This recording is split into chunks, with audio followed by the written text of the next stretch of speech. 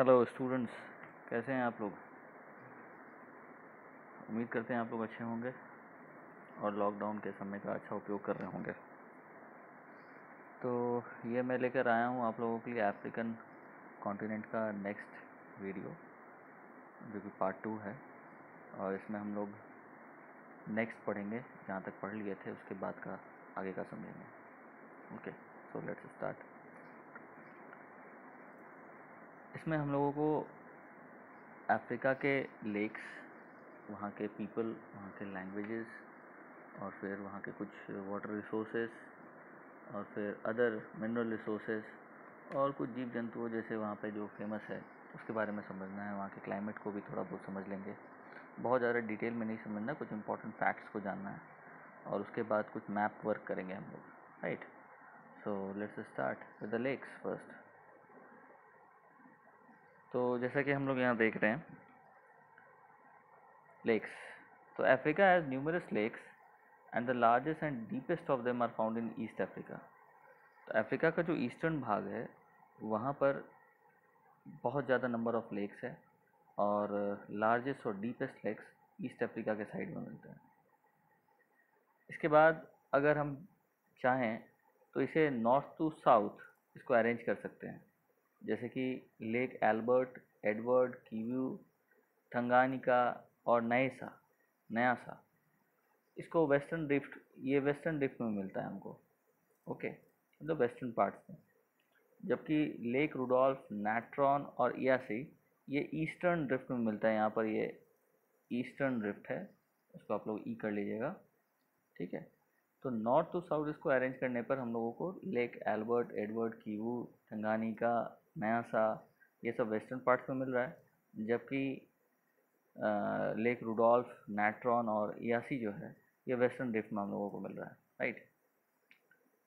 Lake Tanganyika का एक खास बात है कि ये दुनिया का सेकंड डीपेस्ट लेक है, दुनिया का सेकंड डीपेस्ट लेक है, जिसकी गहराई लगभग 1436 मीटर है समुद्र तल से।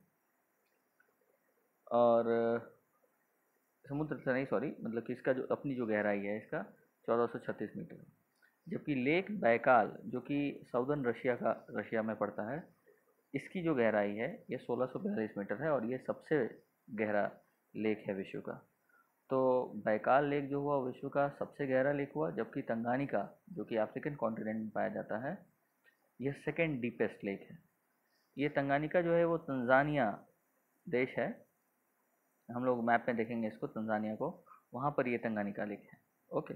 इसको याद भी कर लीजिएगा, नोट भी कर लीजिएगा, और मैप में भी हम लोग देख लेंगे, राइट। तो यहाँ से लेक्स के बारे में कुछ जानकारी हम लोगों को मिल गई। इसके बाद क्लाइमेट की बात करें तो हम साफ तौर पर अगर अफ्रीका का मैप देखेंगे, जो हम आगे देखने वाले हैं इस वीडियो में, तो लाइन ऑफ इक्वेटर जो है वो कॉन्टिनेंट के बीचों बीच से होकर गुजरता है, और उसको लगभग 2 इक्वल भागों में बांट देता है। जिस प्रकार हम भारत के बारे में समझे थे कि भारत में किस प्रकार ट्रॉपिक ऑफ कैंसर जो है वो बीचों बीच गुजरते हुए भारत को लगभग 2 भागों में बांटता है, उसी प्रकार जो हमारा इक्वेटर है वो इक्वेटर कॉन्टिनेंट ऑफ अफ्रीका को 2 भागों में बांट देता है। और यहाँ का जो क्लाइमेट है इस वजह से ये ट्रॉपिकल क्लाइमेट में आता है, जबकि हमको यहाँ पर सब ट्रॉपिकल क्लाइमेट और टेम्परेट टाइप्स भी देखने को मिलता है। कहाँ पर? तो नॉर्दर्न और साउदर्न भाग में, अफ्रीका के नॉर्दर्न पार्ट्स में और साउदर्न पार्ट्स में। और जो कुछ ऊंचाई वाले क्षेत्र है, जैसे कि इथियोपिया का या फिर ईस्ट अफ्रीका का जो ऊंचाई वाले क्षेत्र है, हाईलैंड्स, प्लेट्यू वाला पार्ट है, वहाँ पे हमको सब ट्रॉपिकल या टेम्परेट टाइप्स क्लाइमेट देखने को मिलता है। लेकिन मुख्य तौर पर यहाँ पर ट्रॉपिकल क्लाइमेट ही होता है, उष्णकटिबंधीय क्लाइमेट, ओके। यहाँ का जो हाईएस्ट टेम्परेचर जो अभी तक रिकॉर्ड किया गया है वो लगभग 58 डिग्री, जो अल अजीज़िया में, ये लीबिया में पड़ता है जगह, 58 डिग्री सेंटीग्रेड है। और जो कि लोएस्ट टेम्परेचर जो है -24 डिग्री रिकॉर्ड किया गया है आइफ्रेम में, जो मोरक्को में है, ओके। ये सब कंट्री किधर है, ये सब हम लोग इसी वीडियो में समझ लेंगे, राइट। तो यहाँ से ये सारे फैक्ट्स हमको जानने को मिले, इसके लेक्स के बारे में कुछ बातें जानने को मिली, और फिर क्लाइमेट के बारे में जानने को मिला, लेक तंगानिका के बारे में जानने को मिला, और लेक बैकाल के बारे में जानने को मिलता है, राइट। चलिए अब हम लोग नेक्स्ट पार्ट में बढ़ते हैं।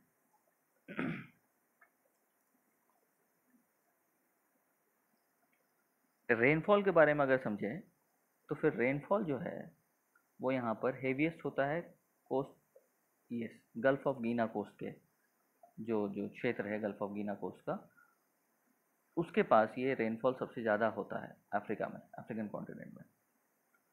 ओके, और उसके अलावा इक्वेटोरियल लोलैंड्स जो है, जो इक्वेटर के आसपास पड़ता है, निचला भूमि अटलांटिक और ईस्टर्न मेडागास्कर के क्षेत्र में, ठीक है। इसके अलावा अफ्रीकाज वेटेस्ट प्लेस जो कि वेस्टर्न कैमरून में है, यहाँ पर लगभग 1016 सेंटीमीटर रेनफॉल होता है, ठीक है। वेस्टर्न कैमरून, कैमरून भी आपको मैप पे हम लोग दिखा देंगे, गल्फ ऑफ गिना के बगल में ही है। अगर आप लोगों के पास मैप है तो उस चीज़ को देख लीजिएगा, हम इसी वीडियो में इस चीज़ को दिखाएंगे आप लोगों को, राइट। और रेनफॉल की एक खास बात क्या है यहाँ पर जो आपको समझना चाहिए कि it decreases going away from the equator, ठीक है ना। इक्वेटर से जैसे ही हम दूर जाते हैं, मतलब ऊपर या नीचे, तो रेनफॉल की मात्रा घटने लगती है। सीधी सी बात है, इक्वेटर क्षेत्र है तो ये ह्यूमिड क्षेत्र होगा। इक्वेटर का क्षेत्र जो 0 डिग्री का क्षेत्र होता है वो ह्यूमिड होता है और हॉट होता है, ठीक है। इस वजह से बारिश खूब होती है, ठीक है। तो इसलिए जैसे ही इससे हम ऊपर की ओर जाएंगे या नीचे की ओर बढ़ेंगे, दूर जाएंगे, तो यहाँ रेनफॉल घटेगा। जैसे कि हम यहाँ पर सहारा डेजर्ट में, कालाहारी डेजर्ट में, नामीबिया में देखने को मिलता है। सहारा डेजर्ट, कालाहारी डेजर्ट हम लोग पिछले क्लास में पढ़ लिए थे। और दूसरी सबसे इम्पोर्टेंट बात यह है कि rainfall and not the temperature is the most variable element of the climate affecting distribution of soils, vegetation and population.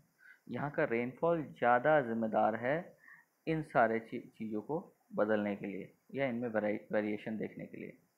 Temperature से ज़्यादा रेनफॉल वेरी करना यहाँ की मिट्टी को, यहाँ के वेजिटेशन को, यहाँ के पॉपुलेशन को में चेंज लाता है, इसका डिस्ट्रीब्यूशन में बदलाव लाता है, ठीक है। तो rainfall is more important factor than temperature over here in the distribution of soils, vegetation और पॉपुलेशन, राइट।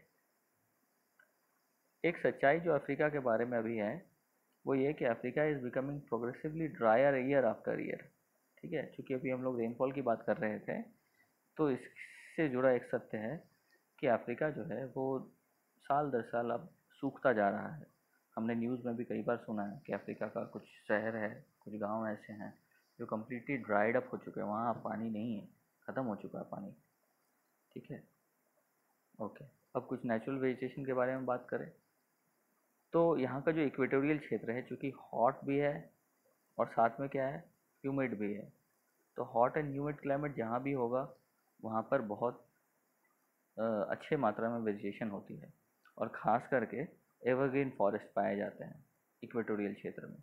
तो उसी प्रकार अफ्रीका में भी इक्वेटोरियल फॉरेस्ट या फिर कह लीजिए कि उसको एवरग्रीन फॉरेस्ट मिलते हैं इक्वेटोरियल रीजन में।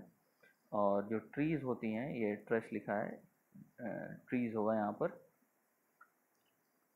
ओके। सो इसकी ऊंचाई बहुत अधिक होती है। यहाँ के एक खास प्रजाति के वृक्ष हैं जिनको हम एपिफाइट्स बोलते हैं, एपिफाइट्स, ठीक है ना। ये लतड़ने वाले कुछ पेड़ होते हैं जो बड़े बड़े पेड़ों पर ऐसे ऐसे करके चढ़ते हैं और बहुत ज़्यादा झाड़नुमा टाइप का होता है। इसका फ़ोटो मैं आप लोगों को दिखाऊंगा इसी वीडियो में। एपिफाइट्स इसको बोलते हैं, ठीक है। ये दूसरे पेड़ों पर आश्रित होते हैं अपने खाने पीने के लिए।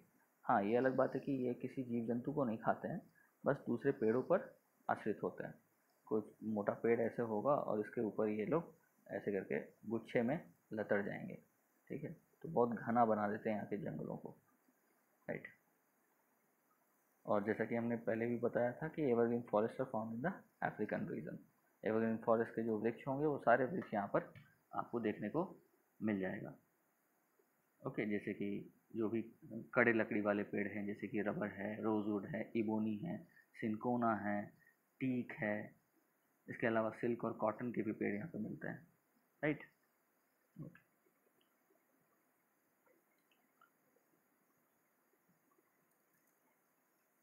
नेक्स्ट जो हमारा नॉर्थ और साउथ जो इक्वेटोरियल एवरग्रीन फॉरेस्ट है उसके, मतलब कि इक्वेटोरियल जो एवरग्रीन फॉरेस्ट है उसके नॉर्थ और साउथ में उनको सवाना मिलता है, सवाना का क्षेत्र मिलता है। इस सवाना के क्षेत्र में, ये ग्रासलैंड का क्षेत्र है, इस सवाना के क्षेत्र में हमको एकासिया ट्रीज और बाओबैब्स मिलता है। ये अफ्रीका की खास प्रजाति के पेड़ हैं, अफ्रीकन कॉन्टिनेंट के। ये जरूर से आप नोट कर लीजिएगा, एकासिया ट्रीज एंड बाओबैब्स। कहाँ मिलता है? सवाना में मिलता है, ठीक है, सवाना के क्षेत्र में। इसके अलावा अफ्रीका के पास ग्रेट डाइवर्सिटी ऑफ एनिमल्स भी है, क्योंकि यहाँ पर great variation in the temperature है, टेम्परेचर में काफ़ी ज़्यादा वेरिएशन है, मॉइस्चर में वेरिएशन है, पेडोलॉजिकल कंडीशन है, मतलब कि सॉइल कंडीशंस अलग है, मिट्टी के कंडीशंस अलग है, और इसका कनेक्शन एशिया और यूरोप के साथ है। ये इस कनेक्शन के थ्रू और इन सारे फैक्टर्स के कारण यहाँ पर एनिमल्स के भी ग्रेट वैरायटीज़ हमको देखने को मिलता है। तो एनिमल के ग्रेट वैरायटीज़ मिलने के कुछ कारण यहाँ पर टेम्परेचर, मॉइस्चर, पेडोलॉजिकल कंडीशन मतलब सॉइल कंडीशन, और connections with Asia and Europe, क्योंकि लैंड पार्ट से कुछ कुछ कनेक्टेड है, ठीक है, जिसके कारण हमको यहाँ पर एशिया के एलिफेंट्स, मंकीज़, एप्स और बर्ड्स लाइक हॉर्नबिल्स, ठीक है, ये सारे यहाँ पर हम लोगों को मिलता है। और ट्रॉपिकल अफ्रीका में भी ये सारे जीव जंतु मिलते हैं, और एशिया के भी ये कुछ जानवर जो हैं यहाँ पर देखने को मिलते हैं। इसके अलावा जो मुख्य तौर पर अफ्रीकन कॉन्टिनेंट के ही जानवर हैं, जो यहाँ की खासियत है, उन जानवरों का नाम है, एक है आर्टवार्क और दूसरे का नाम है the well headed stork. This well headed stork को हम शूबिल भी बोलते हैं, शूबिल, SHOEBILL, शूबिल। ओके, ये इंडिजीनियस अफ्रीकन एनिमल्स है, मतलब यहीं मिलते हैं सिर्फ, ठीक है। इसके अलावा अफ्रीका जो है आपको, अफ्रीकन कॉन्टिनेंट, ये लैंड ऑफ स्नेक्स भी है। यहाँ पे कोबरा, पाइथन, ब्लैक माम्बा, ये बड़े आसानी से यहाँ पर मिलता है, ठीक है। It is also called land of snakes. इसके अलावा और बात करें कुछ फैक्ट्स की, तो हमको समझने को मिलता है कि Africa has 40% of the hydro electric potential of the world. यहाँ पर दुनिया का 40% हाइड्रो इलेक्ट्रिक पोटेंशियल है, विद्युत ऊर्जा उत्पन्न करने की क्षमता है, जिसमें कि ज़ायरे जो है इसके पास अकेले 20% कैपेसिटी है, या फिर कह लीजिए पोटेंशियल है पूरी दुनिया का मिला करके। और हमने पढ़ा भी था कि ये जो अफ्रीकन कॉन्टिनेंट है, ये चूँकि स्टीप स्लोप्स होते हैं, तो यहाँ पे काफ़ी ज़्यादा रैपिड्स होते हैं, रैपिड्स का निर्माण होता है, और वाटरफॉल्स का बहुत सारे वाटरफॉल्स हमको देखने को यहाँ पे मिलते हैं, हाई वाटरफॉल्स, जो विद्युत ऊर्जा उत्पन्न करने में काफ़ी मदद करती है, ठीक है। तो इसके कारण ये अफ्रीका काफ़ी रिच है इस चीज़ में। और इस ऊर्जा को बनाने के लिए बहुत सारे डैम्स भी यहाँ पर बनाए गए हैं, ठीक है ना, जैसे कि आसवान डैम, ये नाइल रिवर पर बना है इजिप्ट में, ओके। कबूरा बासा डैम, ये मोज़ाम्बिक में है। इंगा डैम, ये ज़ायरे में बना है, और इसी प्रकार और भी कुछ डैम हैं। तो ये कुछ नाम है जो आप लोगों को याद रखना चाहिए, बस एक इन्फॉर्मेशन के तौर पर है ये, राइट। तो इतना समझ में आ गया कि किस प्रकार हमने अफ्रीका के क्लाइमेट को समझा, फिर नेचुरल वेजिटेशन के बारे में कुछ बातें जानी, फिर यहाँ के एनिमल्स यहाँ पर कैसे पाए जाते हैं उसके बारे में हमने समझा, वाटर रिसोर्सेज यहाँ पर किस प्रकार का है वो हमने समझा, राइट। अब नेक्स्ट पढ़ते हैं मिनरल रिसोर्सेज के बारे में, ठीक है। तो मिनरल रिसोर्सेज के बारे में कुछ बातें हैं जो खास आप लोगों को जानना चाहिए, कि Africa has an abundance of mineral resources it is some of the oldest igneous and metamorphic rocks in the world. Africa के पास मिनरल रिसोर्स बहुत मात्रा में यहाँ पर मौजूद है। क्यों? क्योंकि यहाँ पर विश्व के सबसे पुराने इग्नियस और मेटामॉर्फिक रॉक्स पाए जाते हैं, राइट। तो सीधी सी बात है, पुराना रॉक्स है, पुराने चट्टान है, तो यहाँ पर मिनरल रिसोर्सेज, खनिज पदार्थ, खनिज संसाधन काफ़ी प्रचुर मात्रा में होगी। और इन खनिज संसाधनों को हम एक्सपोर्ट करते हैं, हम नहीं, मतलब कि अफ्रीकन कॉन्टिनेंट जो है वो एक्सपोर्ट करता है अलग अलग विश्व के अलग अलग भागों में, और काफ़ी सारा फॉरेन रेवेन्यूज़ इसको मिलता है यहाँ से, ठीक है ना। जैसे कि अंगोला को, अल्जीरिया, लीबिया, नाइजीरिया, है ना, नाइजीरिया में पेट्रोलियम का रिच सोर्स है, तो ये सबको फॉरेन रेवेन्यूज़ मिलता है इसको, इसके एक्सपोर्ट करने से। और इन सारे स्टेट्स में, अफ्रीकन कॉन्टिनेंट के इन सारे स्टेट्स में, साउथ अफ्रीका जो है हमारा, जो सबसे नीचे में है, इसके पास लार्जेस्ट वैरायटी है total reserves and current output of mineral in Africa. इसके पास पूरे मिनरल रिसोर्सेज का सबसे ज़्यादा लार्जेस्ट वैरायटी है, और सबसे ज़्यादा मिनरल आउटपुट इसका है। इसके अलावा it has high ranking in the production of gold, diamonds and precious stones. इसके मिनरल रिसोर्सेज के अलावा यहाँ पर गोल्ड, डायमंड और काफ़ी सारे बहुमूल्य रत्न यहाँ पर प्रोड्यूस किया जाता है, प्रोडक्शन होता है यहाँ पर इसका, क्योंकि चट्टान है यहाँ पर इस प्रकार के कि यहाँ पर गोल्ड माइंस, डायमंड निकालने वाले और प्रीशियस स्टोन्स के रॉक्स पाए जाते हैं। इसके अलावा ऑयल और नेचुरल गैस का जो मेन सेंटर है वो आपको अल्जीरिया, लीबिया, इजिप्ट और the coastal areas of Nigeria में है, गैबोन में है और अंगोला में स्थित है। ओके, ये सारे देशों को हम लोग देखेंगे मैप में कहाँ पर है, लेकिन आप ये समझ लीजिए कि कौन सा मिनरल रिसोर्सेज कहाँ मिलता है अफ्रीका के किस पार्ट में, सो दैट कि अगर एक मैपिंग याद रहेगा तो काफ़ी ज़्यादा हद तक आप अफ्रीकन कॉन्टिनेंट को समझने लगेंगे, राइट। और अफ्रीका के पास limited amount of coal reserves है। सारे रिसर्च जो मिनरल्स है वो तो अधिक मात्रा में है, लेकिन इसके अपवाद में कोल रिजर्व जो है वो काफ़ी लिमिटेड है, खास करके जो डोमेस्टिक यूज़ में प्रयोग होने वाले कोल है वहाँ पर बहुत कम पाए जाते हैं। लेकिन फिर भी जो कोल रिजर्व मिलते हैं वो आपको साउथ अफ्रीका में, मोज़ाम्बिक में, जिम्बाब्वे में और नाइजीरिया में मिलते हैं। ओके, इसके अलावा आपको साउथ अफ्रीका जो है it is also rich in gold and diamond, और ये जो डायमंड है ये बोस्टवाना में भी पाया जाता है, जो इसी के नज़दीक है। बोस्टवाना काफ़ी फेमस नाम है, ये लोग मैप में देखेंगे इसको। साउथ अफ्रीका के पास फिर से लार्जेस्ट आयरन ओर भी है, क्रोमियम जो मिनरल है, एंटीमोनी, मैंगनीज, ये सारे खनिज पदार्थों का सबसे लार्जेस्ट इसके पास स्टोर है साउथ अफ्रीका के पास। तो हम देख रहे हैं, समझे इस बात को कि अफ्रीकन कॉन्टिनेंट में जो साउथ अफ्रीका है वो मिनरल रिसोर्स में सबसे ज़्यादा रिच है, चाहे गोल्ड की बात करो, डायमंड की बात करो, ठीक है, या फिर प्रेशियस स्टोन्स की बात करो, मिनरल्स की बात करो, इसमें सबसे ज़्यादा रिच है साउथ अफ्रीका। इसके अलावा जो ऑयल और नेचुरल गैस का जो डिपॉजिट्स है वो आपको अल्जीरिया, लीबिया और इजिप्ट और कोस्टल एरिया और नाइजीरिया, गैबोन और अंगोला में पाया जाता है। तो ये 2-3 बातें हैं जो आपको यहाँ से ध्यान रखना चाहिए, तो अफ्रीकन कॉन्टिनेंट को पूरी अच्छी तरीके से समझने में आपको काफ़ी फ़ायदा होगा। ओके, चलिए नेक्स्ट मूव ऑन करते हैं। अब यहाँ के लोगों के कंडीशंस के बारे में या फिर उनके कुछ फैक्ट्स के बारे में समझते हैं कि most of the population of Africa is rural, ठीक है, in nature, and it is the least unurbanised continent.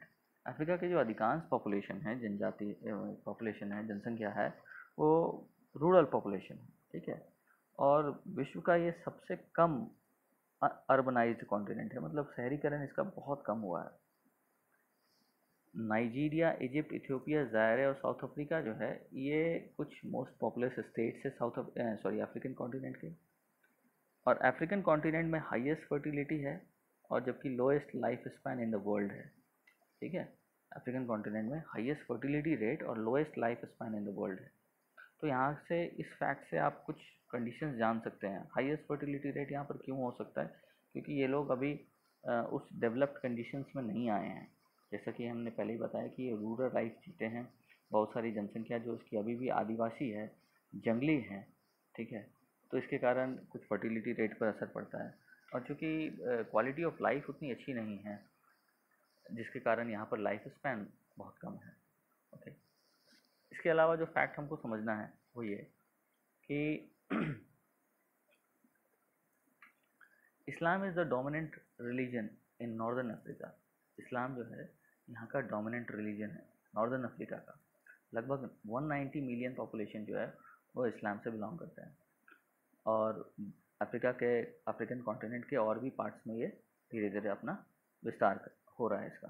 Okay, 160 million population जो है लगभग वो क्रिश्चियन है, और लगभग 40% ऑफ द टोटल पॉपुलेशन जो है वो ट्रेडिशनल ट्राइबल रिलीजन को फॉलो करते हैं और एनिमीज़ को फॉलो करते हैं। एनिमीज़ का मतलब वो वैशीपना या जंगलीपना, ठीक है, इसको फॉलो करते हैं।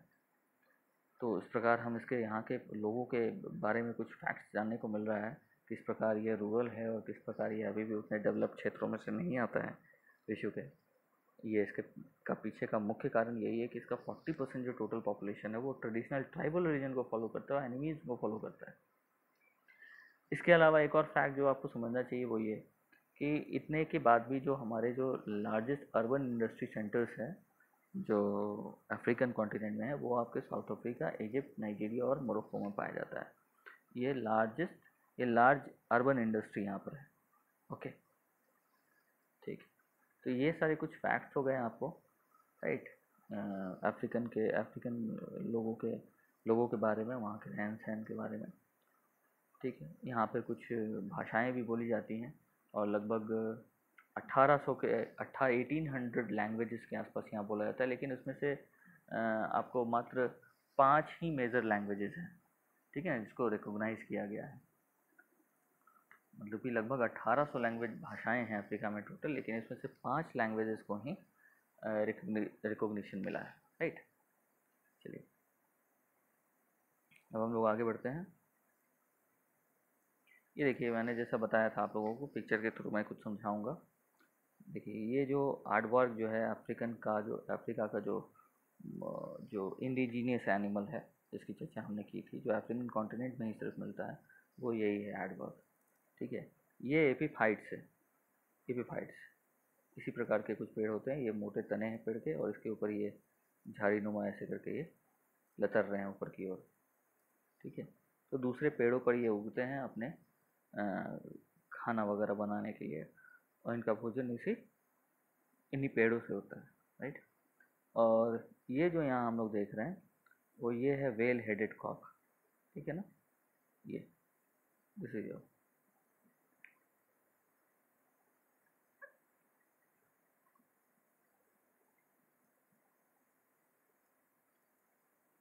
Your well headed cock, right. इसके अलावा ये हमारा सवाना के क्षेत्र में पाया जाने वाला एकासिया ट्री है, और जिस अफ्रीकन बाओबैब्स की हम बात कर रहे थे, ये कुछ इस प्रकार का दिखता है हमें। ठीक है, देखिए थोड़ा सा विचित्र टाइप का पेड़ है। देखिए इसके तने इतने मोटे मोटे हैं। ओके, इसका ये काफ़ी ज़्यादा यूज़फुल है, बहुत यूज़ है इसका अफ्रीका में, बहुत ज़्यादा यूज़फुल है।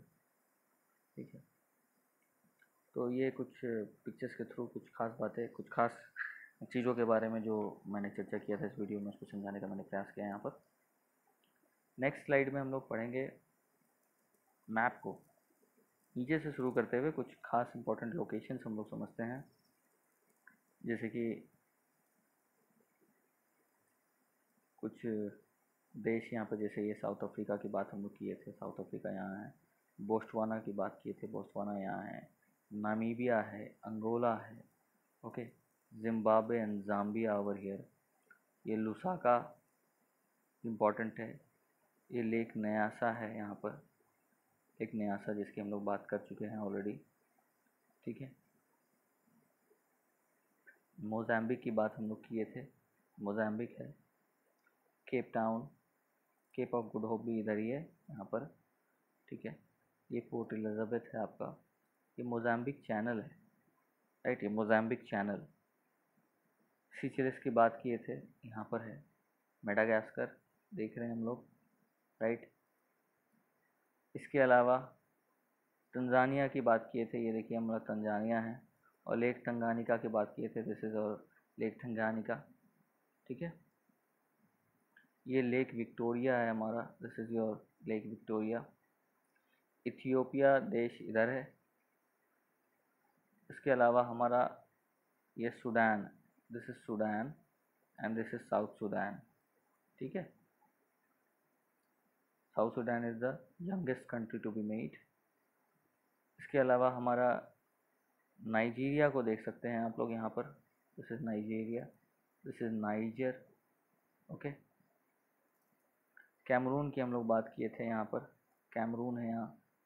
ठीक है, वेस्टर्न कैमरून, जहाँ पर सबसे ज़्यादा हाईएस्ट रेनफॉल रिकॉर्ड होता है। ठीक है और इजिप्ट यहाँ हमें दिख रहा है, ये सब आप लोग नोट कर लेंगे, ये सारे के सारे। ये कॉन्गो प्रदेश है हमारा, Republic of Congo. Kenya cricket team याद होगा, केनिया की राजधानी यहाँ नैरोबी। ये गल्फ ऑफ अदेन है, और ये हमारा रेड सी है, दिस इज अवर रेड सी। ठीक, अब ये मेडिटेरेनियन सी है इसके ऊपर, यहाँ पर this is our Mediterranean Sea. Tunisia का क्षेत्र यहाँ है, Libya is over here, Algeria is over here, Morocco is over here. ठीक है, ये सारे जो हमने बात किए थे इंडस्ट्रियल टाउन्स जो हैं, जहाँ पर सबसे ज़्यादा पॉपुलेशन पाया जाता है। ठीक है, ये सारे हैं, ऑयल्स के सेंटर है, ऑयल रिजर्व्स हैं यहाँ पर। ओके, ये सारे देश हैं यहाँ पर। तो इस मैप से हम लोगों को ये समझ में आ रहा है, ये सारी चीज़ें हम लोग देख लिए। अब हम लोग आगे बढ़ते हैं।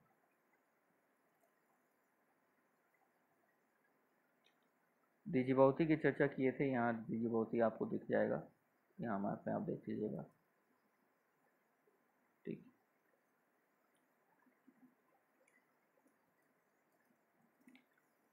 ये मैप है मेडिटेरेनियन रीजन का। मेडिटेरेनियन सी के इर्द गिर्द कौन कौन से क्षेत्र हैं हमको जो देखने को मिलेगा, और अफ्रीकन कॉन्टिनेंट से सटा हुआ है, उसी की चर्चा करता हुआ ये मैप है। ये देखो, ये अफ्रीका का ये पार्ट है। This is Morocco, Algeria, Libya, Tunisia and then Egypt. ठीक है, ये हमारा स्वेज कैनाल है।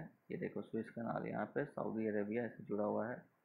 ठीक है, एशिया के पार्ट से यहाँ पर, राइट। ये ऊपर वाला पार्ट आपको, ये यूरोपियन पार्ट है, ये स्पेन है यहाँ पर, ये पोर्तुगल है, लिस्बॉन। ठीक है, और दिस इज़ अवर इटली। ठीक है, मैसिडोनिया, इस्तांबुल, काफ़ी फेमस नाम है इस्तांबुल, बहुत सारे सिनेमा यहाँ पर शूट होता है। सिलिसिली आइलैंड है, Sicily island. Okay, and this is our Mediterranean sea. ठीक, ये सारे कुछ छोटे छोटे समंदर के नाम यहाँ दिए हैं जो आपको नोट कर लीजिएगा या समझ लीजिए बस। ठीक है, एथेंस है, ग्रीस मीन्स ग्रीस एथेंस। ठीक है, ये जेरूसलम यहाँ पे रहा हमारा, डमास्कस सीरिया, लेबनन। ठीक है, जॉर्डन इज़राइल। ये सारे कुछ छोटे छोटे देश है जो आसपास में सटे हुए हैं। ये हमारा इधर पर्शियन गल्फ आ जाता है, इसे पर्शियन गल्फ। तो ये सारे एशिया के क्षेत्र हो गए इधर। ठीक है, और इधर ये यूरोपियन क्षेत्र हो गया, राइट। चलिए, this is European countries, this is Russia, this is Europe.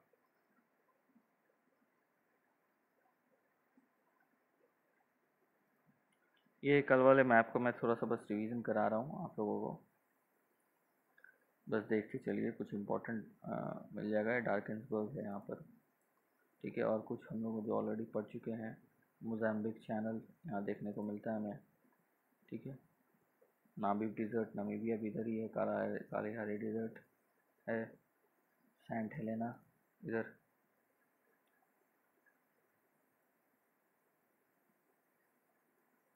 Zanzibar के बारे में हमने पढ़ा था कल।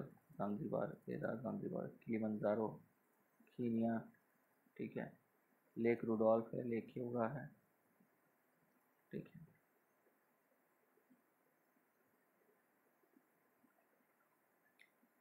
और Cameroon Mountains, this is Cameroon mountains.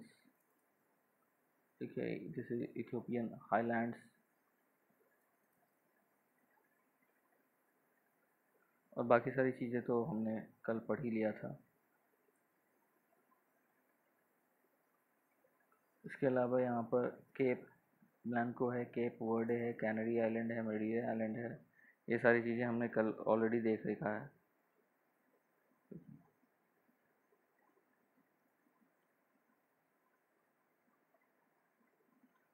Same है मैप, आप लोग फिर से इसको एक बार रिवीजन कर लीजिएगा इन सारे मैप्स का। ओके, तो कुछ लेक्स इसमें भी दिखते हैं, जैसे कि लेड है यहाँ पर, दिखाता हूँ मैं आप लोगों को। This is lake Albert, Edward, Kivu. ठीक है, ये सारे लेक हैं हम लोग को यहाँ पर मिल रहे हैं, ये सारे नोट कर लीजिएगा आप।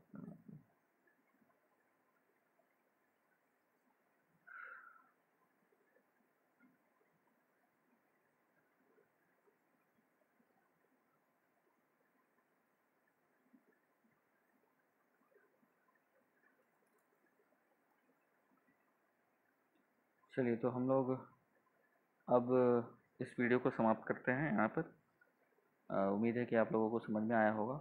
एक बार वीडियो को बार बार सुनिएगा आप लोग, और फिर 2-3 बार सुनोगे तो शायद समझ में ज़्यादा आएगा और मैप शायद से याद भी हो जाए। ओके, चलिए, thank you very much, take care.